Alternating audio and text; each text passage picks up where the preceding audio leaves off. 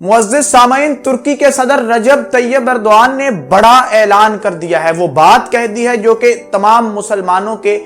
दिल की बात है और मुसलमान जो बात कहना चाहते हैं। तैयब एर्दोआन ने वाज़े अल्फाज में इसराइल को वार्निंग दी है और इसराइल के साथियों को वार्निंग दे दी है कि जो मुल्क भी इसराइल का साथी है वो तुर्की का सबसे बड़ा दुश्मन है। जी हाँ, इस वक्त दुनिया में जो माहौल है, इसराइल और अमेरिका इस दुनिया के हुक्मरान ममालिक में शुमार किए जाते हैं और इस खौफ और डर के माहौल में जब मुसलमानों को दबाया जा चुका है, इतनी दीदा दलेरी और इतनी बहादुरी का मुजाहरा करना सिर्फ रजब तैयब एर्दोआन ही के बस की बात है। और तैयब एर्दोआन ने इतनी क्लियर एंड कट ये बात किस मौके पर और किसके सामने कही, तमाम हवाल आपको इस वीडियो में बताएंगे और इस बयान का आलमी सियासत पर क्या असर पड़ने वाला है और मगरबी मीडिया अपना मुंह क्यों छुपाए फिर रहा है, इस वीडियो में आगे चल के आपको बताएंगे। आप देख रहे हैं इस्लामिक सॉल्यूशन चैनल और मैं हूं आपका मेजबान मोहम्मद आशिर इरफान।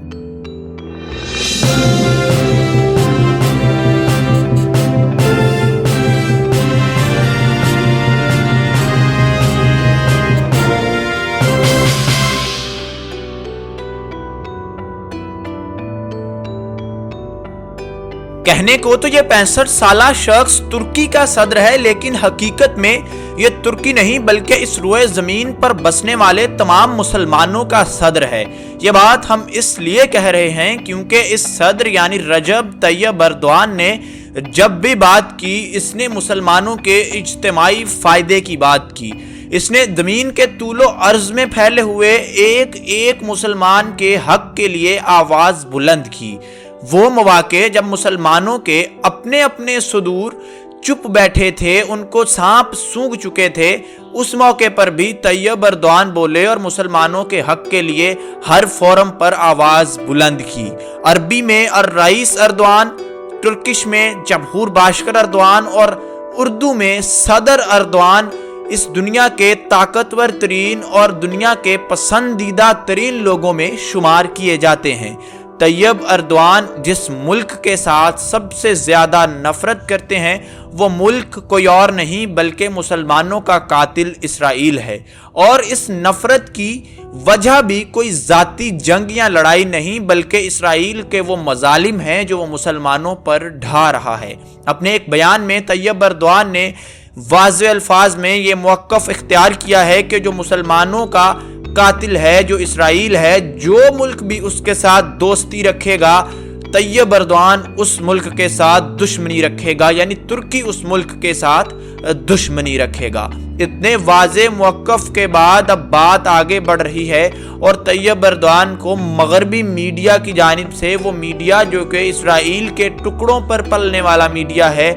तैयब एर्दोआन को तनकीद का निशाना बना रहा है। ये बात तैयब एर्दोआन ने आक पार्टी यानी अपनी party justice and development party के एक इजलास में अपने MPAs और अपने MNAs के साथ खिताब में कही और अपनी पार्टी के अरकान को वाज़े अल्फाज में ये कह दिया कि तैयब एर्दोआन रहे ना रहे, आक पार्टी के तमाम लोग इसराइल को एक दुश्मन मुल्क की हैसियत से देखेंगे। और क्यों, ये भी तैयब एर्दोआन ने अपने उस वाज़े पैगाम में बता दिया। तैयब एर्दोआन ने कहा कि इसराइल मुसलमानों का कातिल है। सिर्फ 2018 के अंदर इसराइल ने 57 यानी 57 फलस्तीनियों को शहीद किया है और इसके साथ साथ 2700 फलस्तीनियों को जख्मी किया है। और जख्मी ऐसे कि किसी फलस्तीनी को टांग से माजूर कर दिया गया, किसी फलस्तीनी को बाजू से माजूर कर दिया गया और किसी की आंखों पर पैलेट गन चलाकर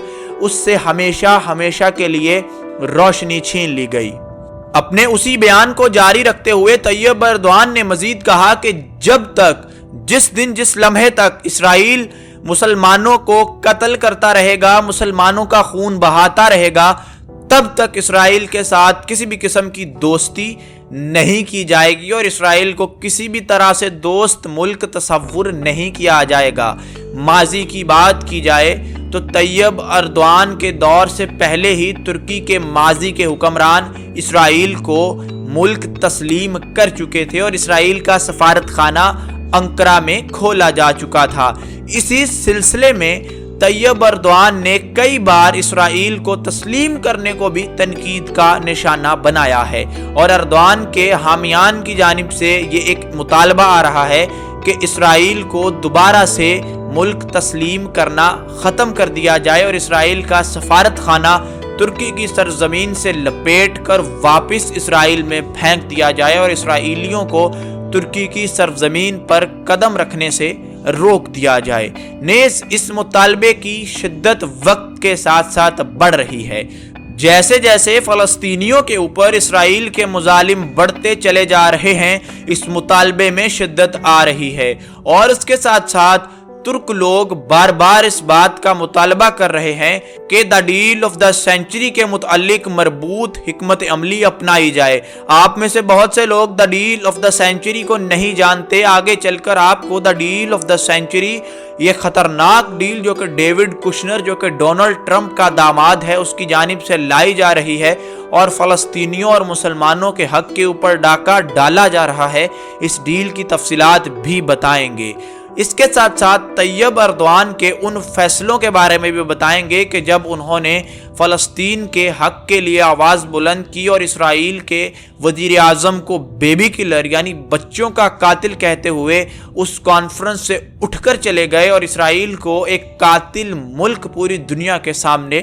ڈکلیئر کر دیا۔ The deal of the century ایک ایسی ڈیل، ایک ایسے معاہدے کا نام ہے جو کہ ڈونلڈ ٹرمپ امریکی صدر کا داماد ڈیوڈ کشنر جو کہ ایک یہودی ہے وہ متعارف کروا رہا ہے۔ وہ اس ڈیل کو لا کر عرب ممالک کو سونپ رہا ہے اور عرب ممالک کو کہہ رہا ہے کہ اس ڈیل پر دستخط کیے جائیں اور فلسطینیوں کو آمادہ کیا جائے کہ وہ اپنی سرزمین کو چھوڑ کر یعنی فلسطین سے نکل کر اپنی بستیاں اردن اور شام کے نواحی علاقوں میں